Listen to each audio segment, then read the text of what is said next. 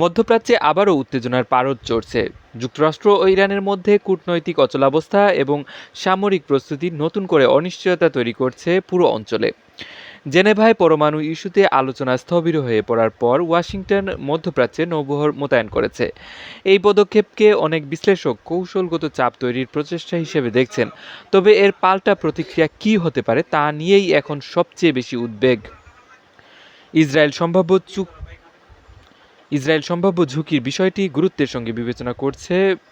প্রধানমন্ত্রী Benjamin Netanyahu সম্প্রতি এক বক্তব্যে স্পষ্ট করে জানিয়েছেন, ইসরায়েলের ওপর হামলা হলে তার জবাব হবে কঠোর। ইসরায়েলি প্রতিরক্ষা বাহিনীর তাদের আকাশ প্রতিরক্ষা ব্যবস্থা অ্যারো ও ডেভিডস স্লিং সর্বোচ্চ প্রস্তুত অবস্থায় রেখেছে। বিশ্লেষকদের মতে ইরানের ক্ষেপণাস্ত্র সক্ষমতা এখন আঞ্চলিক শক্তির ভারসাম্যে একটি বড় উপাদান। যদি যুক্তরাষ্ট্র সরাসরি সামরিক পদক্ষেপ নেয় তাহলে তেহরান প্রতিক্রিয়ায় ইসরায়েলকে লক্ষ্যবস্তু করতে পারে, এমন আশঙ্কা উড়িয়ে দেওয়া যাচ্ছে না। যদিও ইসরায়েলের বহু স্তর বিশিষ্ট প্রতিরক্ষা ব্যবস্থা অতীতে কার্যকর প্রমাণিত হয়েছে, তবুও একযুগে ব্যাপক ক্ষেপণাস্ত্র ও ড্রোন হামলা প্রতিরক্ষা ব্যবস্থার উপর উল্লেখযোগ্য চাপ সৃষ্টি করতে পারে। উত্তর সীমান্তেও রয়েছে অস্বস্তি। লেবানন ভিত্তিক সশস্ত্র গোষ্ঠী হিজবুল্লাহ সম্ভাব্য সংঘাতের প্রেক্ষাপটে সক্রিয় হতে পারে বলে আশঙ্কা করা হচ্ছে।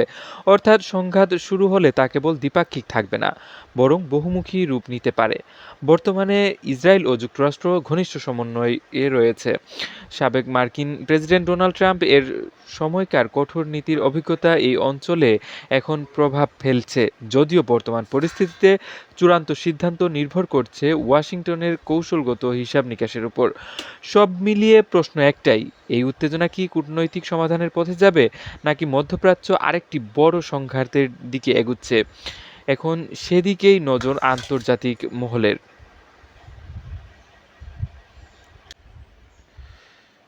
2 মিনিট।